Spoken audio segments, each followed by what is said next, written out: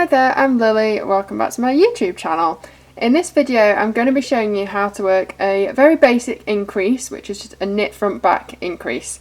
So we'll gain one stitch and it's a fairly simple action, and then I'll show you how to do the same purl wise. So I'm just going to knit a few stitches to get to the point where I wish to do my increase. So this is referred to as a KFB abbreviation in most patterns.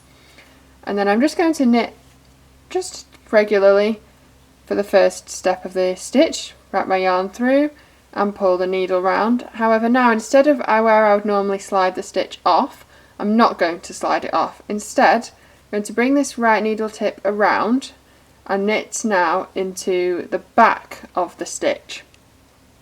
So as if I was just working a twisted stitch. Gone once into the front and once into the back of the same stitch. So now you can see here from this column of V's here, this one stitch, we now have one loop, two loops.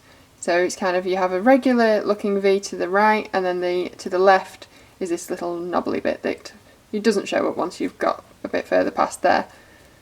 So the increase itself isn't symmetrical, so generally needs to be worked either, for example, one stitch in from the right and then two stitches in from the left to get symmetrical results, but that will all be in your pattern. And I'll just show you how it looks when knit continentally, in case that's more familiar to you. So I'll knit a few stitches, and now I'm just going into knitting the front loop normally, bring my needle round, knit into the back loop and off. So I've increased one stitch here, and now I'm just going to knit to the end of the row.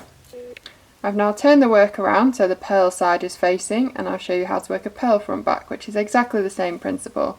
So I'm going to go into the front of the stitch, just to purl normally, pull my needle back through, and then purling in through the back loop is slightly more awkward. And I'm just going to take this needle tip through this back loop here, oops, out of focus, and to the front.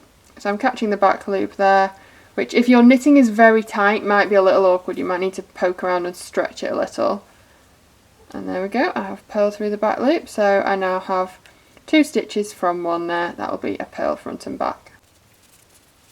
Show you purling continentally.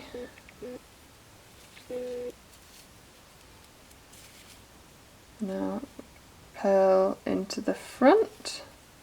And purling into the back loop continentally is quite awkward.